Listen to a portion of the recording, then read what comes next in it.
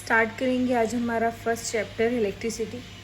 ठीक है, तो इलेक्ट्रिसिटी चैप्टर में हम बेसिक चीज़ें पढ़ेंगे कि जो हमारे पास करंट है, करंट कैसे प्रोड्यूस होता है, चार्जेस क्या हैं, ठीक है, कितने तरह के चार्जेस हैं, उनके यूनिट्स क्या हैं, ठीक है। तो वो सारी चीज़ें हम इस चैप्टर में पढ़ेंगे। तो सबसे पहले हमें बताना चाहिए कि इलेक्ट्रिसिटी है क्या। ठीक है,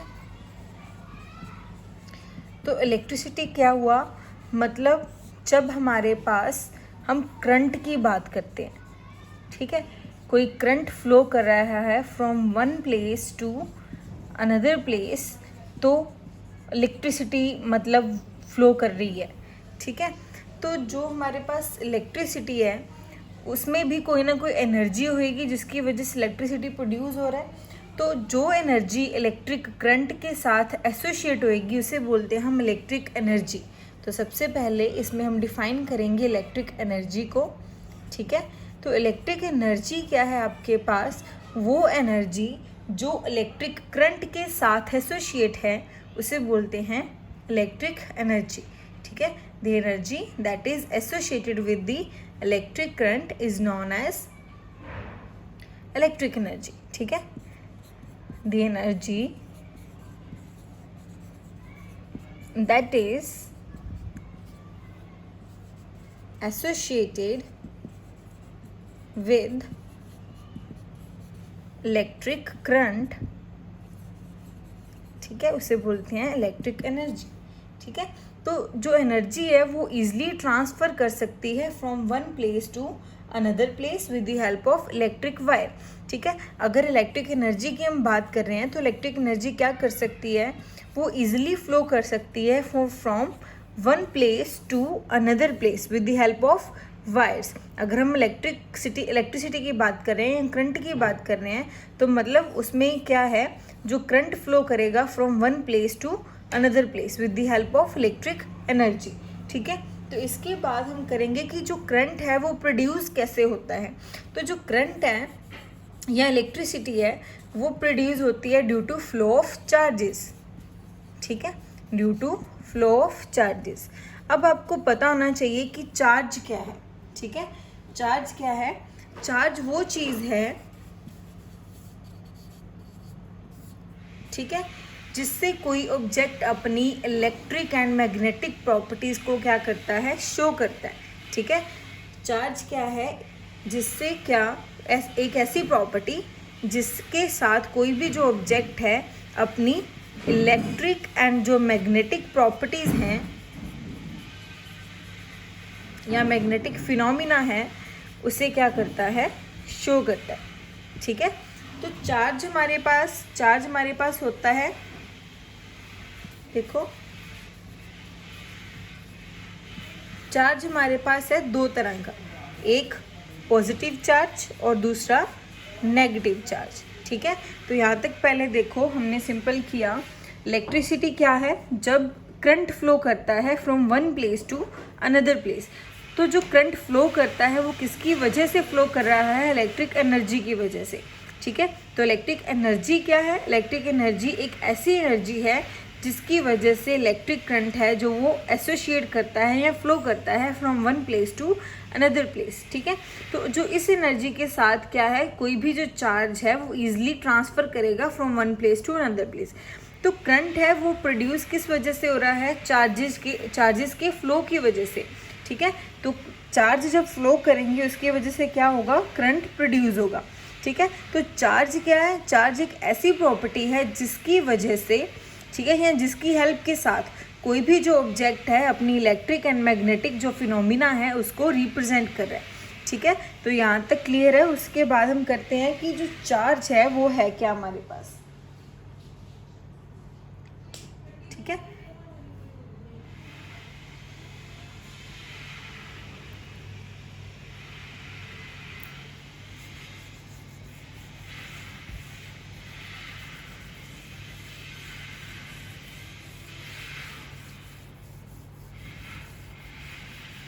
ठीक है, तो नेक्स्ट हम कर रहे हैं चार्ज के टाइप्स क्या हैं। तो charge is of two types, एक है चार्ज पॉजिटिव, एक है चार्ज नेगेटिव। ठीक है। जो पॉजिटिव चार्ज है उसे हम बोलते हैं प्रोटॉन, पॉजिटिव चार्ज को हम क्या बोलते हैं, प्रोटॉन, ठीक है। और जो नेगेटिव वाला है उसे हम बोलते हैं इलेक्ट्रॉन, ठीक है। एक प्रोटॉन है जिसे हम पॉजिटिवली चार्ज बोलते हैं और जो इलेक्ट्रॉन है वो होता है नेगेटिवली चार्ज, ठीक है। तो हमें पता है कि जो एटम है ना, एटम है जो, उसमें हमारे पास प्रोटॉन्स भी होते हैं, इलेक्ट्रॉन्स भी होते हैं, ठीक है, न्यूट्रॉन्स भी होते हैं। न्यूट्रॉन्स क्या है, जो कि इलेक्ट्रिकली न्यूट्रल होते हैं, उन पे ज़ीरो चार्ज रहता है, ठीक है। Proton, electron and neutron. तो न्यूट्रॉन्स क्या हैं, जो न्यूट्रल होते हैं, जिन पे ज़ीरो चार्ज है, ठीक है। प्रोटॉन जिन पे पॉजिटिव चार्ज है, इलेक्ट्रॉन जिन पे नेगेटिव चार्ज है, ठीक है। तो इसमें क्या है कि बोल रहे हैं कि जो एटम है, ठीक है, वो इलेक्ट्रिकली न्यूट्रल है।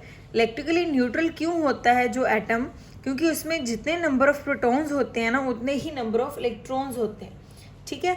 तो अगर number of electron proton equal होंगे तो वो क्या होगा, न्यूट्रल होगा। अगर नंबर ऑफ प्रोटॉन्स हैं जो पॉजिटिव और नेगेटिव चार्ज वो इक्वल होंगे तो वो ऑब्जेक्ट या फिर एटम क्या हो जाएगा, इलेक्ट्रिकली न्यूट्रल हो जाएगा, उस पर कोई चार्ज नहीं रहेगा, ठीक है।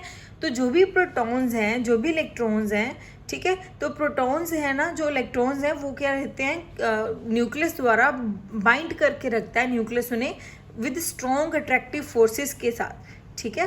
तो यहाँ तक हमने पढ़ा कि जो चार्ज है वो हमारे पास दो तरह का है, positive and negative. Positive charge है उसको प्रोटॉन बोलते हैं, नेगेटिव को इलेक्ट्रॉन बोलते हैं। और जो एटम है, एटम में प्रोटॉन्स भी होते हैं, इलेक्ट्रॉन्स भी होते हैं और न्यूट्रॉन्स भी होते हैं। तो protons positive charge, electrons negative charge और न्यूट्रॉन्स न्यूट्रल, मतलब ज़ीरो चार्ज। तो एटम है वो इलेक्ट्रिकली न्यूट्रल होता है, क्यों, क्योंकि उस पर जितने नंबर ऑफ प्रोटॉन्स हैं उतने ही नंबर ऑफ इलेक्ट्रॉन्स हैं। तो पॉजिटिव नेगेटिव वाला जो फैक्टर है वो आपस में कैंसिल हो जाएगा।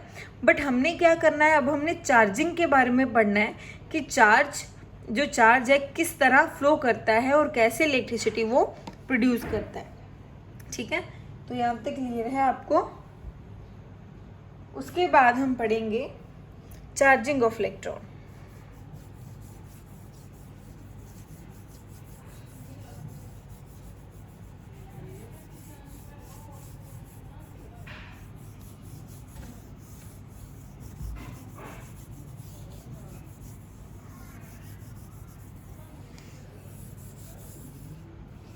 नेक्स्ट हम पढ़ेंगे चार्जिंग ऑफ एन ऑब्जेक्ट। अगर कोई ऑब्जेक्ट चार्ज हो रहा है वो कैसे हो रहा है, चार्जिंग ऑफ एन ऑब्जेक्ट। देखो, अगर हमारे पास कोई भी ऑब्जेक्ट है, ठीक है, अगर उसमें प्रोटॉन मतलब पॉजिटिव चार्ज और नेगेटिव चार्ज अगर इक्वल हो जाएगा तो वो चार्ज कैसे होएगा, वो तो हो जाएगा ज़ीरो, मतलब न्यूट्रल हो जाएगा। इससे हमें क्या पता चलता है कि अगर हमें किसी ऑब्जेक्ट को चार्ज करना है ना, तो उसमें क्या होना चाहिए, या तो नंबर ऑफ प्रोटॉन्स हैं, जो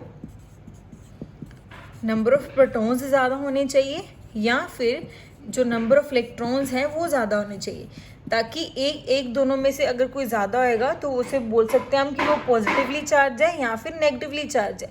अगर उस पर नंबर ऑफ प्रोटॉन्स ज़्यादा है तो हम बोलेंगे कि जो कोई भी मटेरियल है या ऑब्जेक्ट है वो पॉजिटिवली चार्ज है।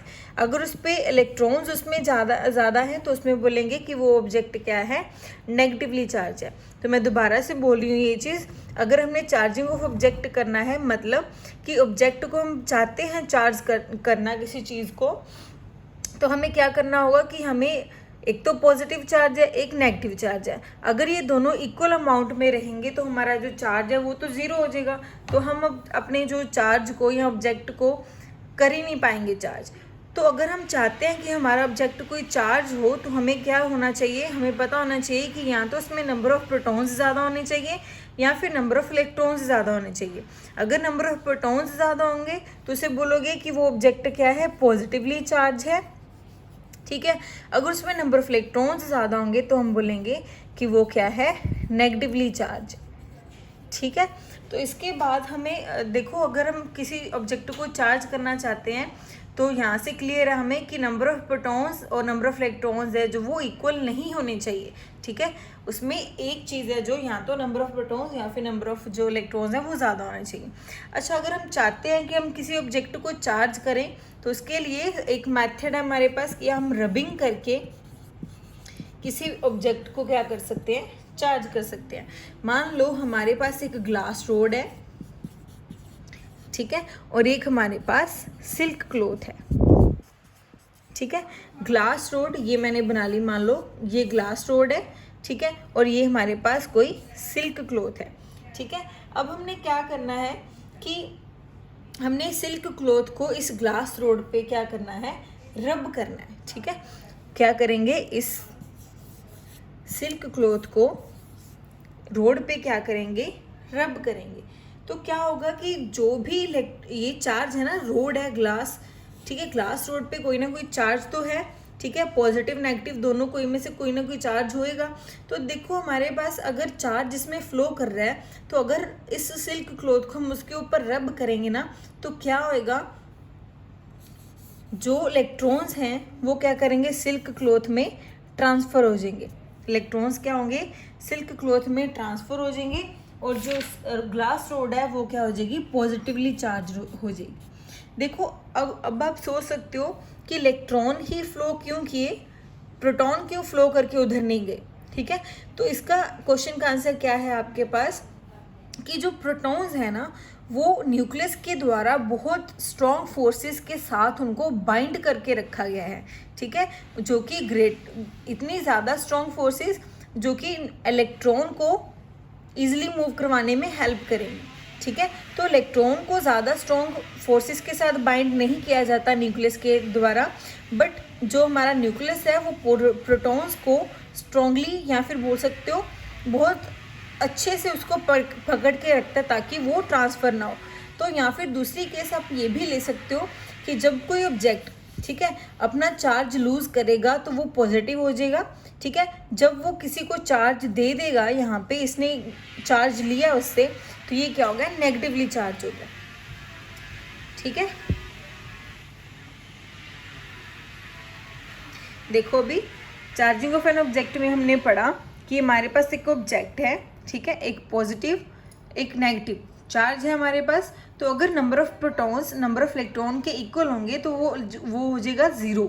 क्यों, क्योंकि इलेक्ट्रिकली न्यूट्रल हो गया। अगर मान लो पॉजिटिव भी आपके पास 5 है, नेगेटिव भी आपके पास 5 है, तो 5 प्लस के और 5 माइनस के, तो चार्ज तो 0 हो गया, ठीक है। बट हमने अगर किसी ऑब्जेक्ट को चार्ज करना है तो हमें क्या चाहिए, यहाँ तो उसमें नंबर ऑफ प्रोटॉन्स ज़्यादा होने चाहिए या फिर नंबर ऑफ इलेक्ट्रॉन्स ज़्यादा होने चाहिए। अगर नंबर ऑफ प्रोटॉन्स ज़्यादा हो जाएंगे तो हम ये बोलेंगे कि जो ऑब्जेक्ट है वो पॉजिटिवली चार्ज है। अगर नंबर ऑफ इलेक्ट्रॉन्स ज़्यादा हो जाएंगे तो हम बोलेंगे कि वो जो ऑब्जेक्ट है वो नेगेटिवली चार्ज है। तो चार्ज करने का मेथड क्या है, सबसे पहले हम मेथड यूज़ करें यहाँ पे रबिंग, ठीक है। तो हमारे पास एक ग्लास रोड है जो कि चार्ज्ड है और एक सिल्क क्लॉथ है, ठीक है। तो सिल्क क्लॉथ पे कोई चार्ज नहीं है हमें पता है, बट हमने क्या करना है, सिल्क क्लॉथ पे चार्ज लेके आना है। तो हम क्या करेंगे कि इस ग्लास रोड के ऊपर सिल्क क्लॉथ को क्या कर देंगे, रब करेंगे, ठीक है। सिल्क क्लॉथ को रब करेंगे तो क्या हो जाएगा, ये जो रोड है वो क्या कर रही है, अपना जो चार्ज है वो लूज करके इसको दे रही है, ठीक है। तो जो चार्ज लेगा, गेन करेगा ना, उस पर नेगेटिव चार्ज आ जाएगा और जो लूज करेगा उस पर पॉजिटिव आ जाएगा। फॉर एग्जाम्पल अगर मान लो कि मैं आपसे पैसे ले रही हूँ, ठीक है, अगर मैं आपसे उधार मांग रही हूँ तो मेरे पे कर्जा चढ़ जाएगा ना, तो मतलब मैं नेगेटिव होगी। बट ये क्या हो जाएगा, पॉजिटिव, क्योंकि इसने आपसे पैसे लेने हैं और आपने उसको पैसे देने हैं।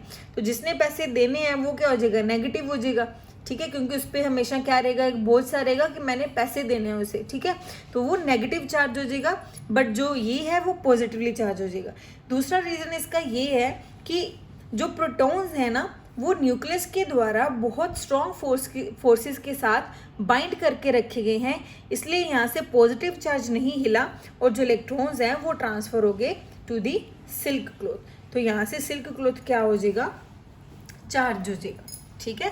तो एक और एग्जांपल इसकी है हमारे पास कि अगर हम कॉम्ब को, ठीक है, अपने हेयर्स पे वो करते हैं, ठीक है, कॉम्ब करेंगे उस पर, तो जो क्या हो जाएगा, हमारे ड्राई हेयर्स है ना, तो उनमें क्या आ जाएगा, चार्ज आ जाएगा। ठीक है, कॉम्ब में चार्ज आ जाएगा फ्रॉम हेयर टू कॉम्ब। या फिर पेंसिल को रब करके देखो हेयर्स पे, तो जब आप काफ़ी टाइम तक उसे रब करोगे, उसके बाद कोई स्मॉल पीस ऑफ जो पेपर है उस पेंसिल की मदद से उठाओगे, तो वो इजली वो अट्रैक्ट कर लेगी पेंसिल से। तो इसे बोलते हैं रबिंग के द्वारा चार्ज को प्रोड्यूस करना। ठीक है, तो नेक्स्ट है जो वो हम करेंगे properties of electric charge. Next हमारे पास है जो वो है प्रॉपर्टीज ऑफ इलेक्ट्रिक चार्ज। ठीक है, तो प्रॉपर्टीज ऑफ इलेक्ट्रिक चार्ज में मैंने आपको बताया कि जो चार्जेस हैं वो दो तरह के हैं, है ना, एक पॉजिटिव है एक नेगेटिव है। तो मतलब अगर हमारे पास पॉजिटिव, नेगेटिव और न्यूट्रल चार्जेस हो गए, पॉजिटिव पे क्या होता है, पॉजिटिव पे जो प्रोटॉन है वो पॉजिटिवली चार्ज हैं, जो इलेक्ट्रॉन्स हैं वो नेगेटिवली चार्ज हैं। ठीक है, तो फर्स्ट प्रॉपर्टी अब हम क्या करने जा रहे हैं, properties of electric charge. Properties of electric charge. ठीक है, तो प्रॉपर्टीज ऑफ इलेक्ट्रिक चार्ज में हम क्या पढ़ेंगे कि हमारे पास क्या है, हमें पता है कि दो तरह के चार्जेस हैं, एक पॉजिटिव एक नेगेटिव। पॉजिटिव को क्या बोलते हैं हम, प्रोटॉन, और नेगेटिव को क्या बोलते हैं हम, इलेक्ट्रॉन। ठीक है, अगर देखो हम फोर्स ऑफ अट्रैक्शन की बात करें तो देखो हमें पता है कि पॉजिटिव है, अगर ये नेगेटिव है तो ये क्या है, अनलाइक चार्जेस हैं। ये क्या है, अनलाइक, एक जैसे नहीं है, क्योंकि एक पॉजिटिव है और नेगेटिव है। तो जो अनलाइक चार्जेस होंगे एक दूसरे को क्या करेंगे, अट्रैक्ट करेंगे। पॉजिटिव वाला इसको अपनी तरफ अट्रैक्ट करने की कोशिश करेगा, नेगेटिव वाला इसको, तो ये एक दूसरे की तरफ फोर्स ऑफ अट्रैक्शन लगाएंगी। तो आप क्या लिखोगे, unlike charges attract each other. Unlike charges attract each other. ठीक है, बट अगर ये चार्जेस लाइक हैं, मतलब एक जैसे हैं, नेगेटिव नेगेटिव, तो क्या हो जाएगी इनमें रिपल्शन। तो आप क्या लिखोगे, like charges repel each other. Like charges repel each other. ठीक है, तो फिर हमारे पास क्या है कि जो हमारे पास इलेक्ट्रॉन है, या बोल सकते हो इलेक्ट्रिक चार्ज है, वो क्या है, कंजर्व है। कंजर्व का मतलब कि ना तो हम चार्ज को क्रिएट कर सकते हैं, ना ही उसको डिस्ट्रॉय कर सकते हैं। देखो अभी हमने बोला, अभी यहाँ पे हम लिखते हैं कि जो इलेक्ट्रिक चार्ज है वो कंजर्व है।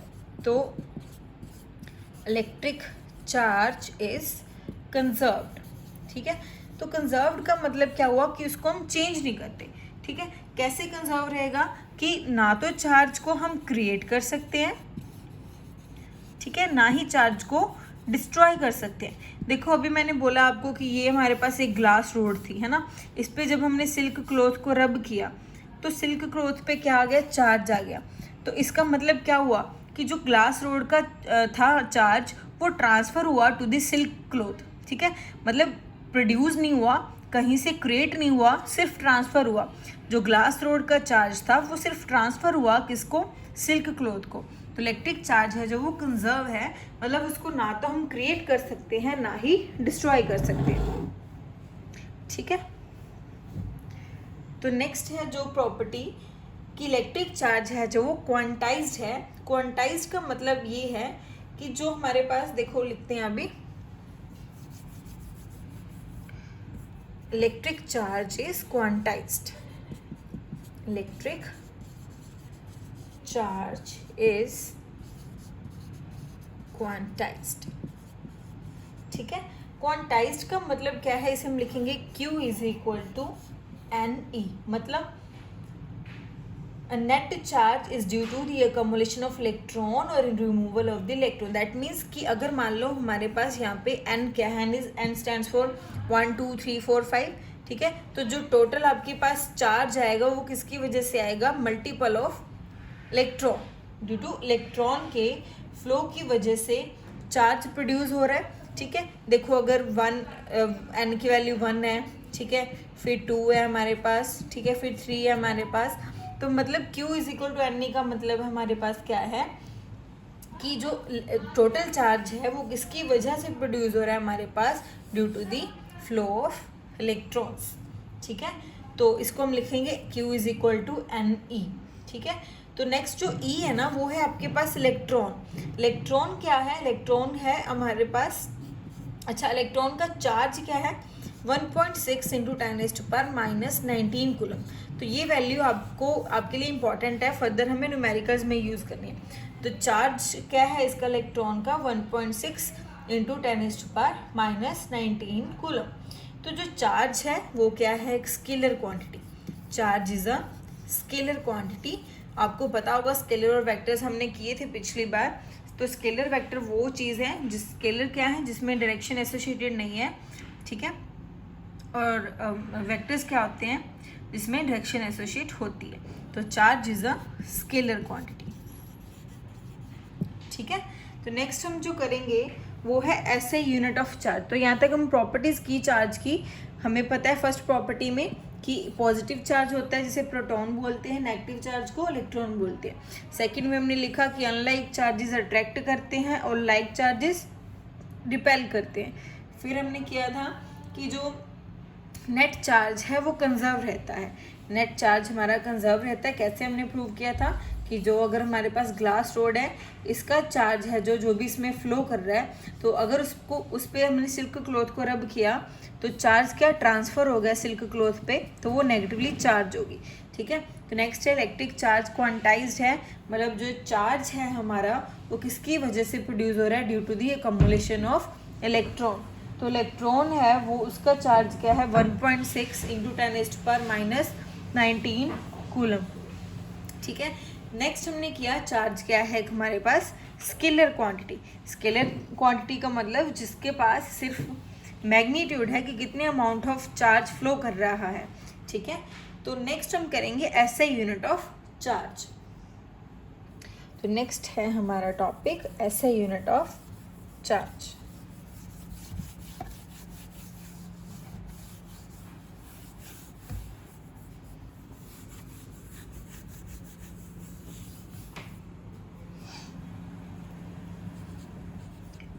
ऐसा ही यूनिट ऑफ चार्ज। तो चार्ज के जो यूनिट्स हैं ऐसे यूनिट हैं जो वो है कूलम, ठीक है। जैसे हमने पिछली बार फोर्स के यूनिट किया, आपने वोल्टेज के किए होंगे, वोल्टेज के सॉरी आप अभी 10th में करोगे। तो ऐसे यूनिट्स हैं जो वो चार्ज के वो हैं कूलम। कूलम को आप रिप्रेजेंट करोगे कैपिटल C से, ठीक है। तो अभी हमने लिखा ना Q is equal to N E, ठीक है। तो यहाँ से अगर देखो चार्ज आपके पास Q है, Q इज चार्ज, ठीक है। E is electron, N is number of electrons, कितने होंगे? N 1 2 3 4 कुछ भी हो सकता है। अगर Q आपके पास क्या है? आपके पास 1 कूलम, उसने बोला चार्ज दे रखा है 1 कूलम। तो इलेक्ट्रॉन का चार्ज तो आपको मैंने अभी बताया कितना था? 1.6 इंटू 10⁻⁻19 कूलम। तो आपने निकालना है नंबर ऑफ इलेक्ट्रॉन्स कितने हैं। मान लो अगर आपको उसने दे रखा है चार्ज 1 कूलम है, इलेक्ट्रॉन का चार्ज आपको अभी बताया मैंने, तो आपको ये निकालना है कि कितने नंबर ऑफ इलेक्ट्रॉन्स हैं। तो कैसे निकालोगे? Q is equal to N E formula है आपके पास, तो Q डिवाइड बाई ई करोगे तो आपके पास N आ जाएगा। Q इज चार्ज, चार्ज क्या है? 1 कूलम, ठीक है। E क्या है? इलेक्ट्रॉन का चार्ज, इलेक्ट्रॉन का चार्ज भी क्या है? 1.6 इंटू 10⁻⁻19 कूलम। तो देखो कूलम के साथ कूलम तो क्या हो जाएगा? कट। बाकी जब इसको सॉल्व करोगे तो आपके पास N की वैल्यू क्या रहेगी? 6.25 इंटू 10⁻18, ठीक है। तो ये इतने नंबर ऑफ इलेक्ट्रॉन्स हैं जो वो प्रोड्यूस होंगे, प्रेजेंट होंगे किसमें? इन 1 कूलम ऑफ चार्ज, ठीक है। तो ऐसे ही यूनिट हैं जो चार्ज के वो हैं कूलम, ठीक है। Q is equal to N E, N का मतलब है आपके पास कितने नंबर ऑफ इलेक्ट्रॉन्स हैं जो, तो E क्या है? चार्ज ऑन इलेक्ट्रॉन, ठीक है। चार्ज ऑन इलेक्ट्रॉन ये है आपके पास। तो आपको सिंपल नंबर ऑफ इलेक्ट्रॉन्स निकालने थे तो हमने ये फॉर्मूला अप्लाई किया, ठीक है। तो यहाँ तक के लिए आपके पास चार्ज वाला टॉपिक फिनिश है। इसके बाद हम फर्दर इलेक्ट्रिक पोटेंशियल, करंट वगैरह वो डिफाइन करेंगे, ठीक है। तो अगर कोई आपको यहाँ से समझ नहीं आई कोई चीज़ तो आप मुझे पूछ सकते हो कभी भी, ठीक है। तो इसके नोट्स आपको मिल जाएंगे, ठीक है। नोट्स भी मिल जाएंगे। पहले इस वीडियो को सुनो अच्छे से, ठीक है, और समझने की कोशिश करो, और समझते समझते लिखना भी ज़रूर, ताकि कुछ आपको अंडरस्टैंडिंग बेटर हो पाए, ठीक है।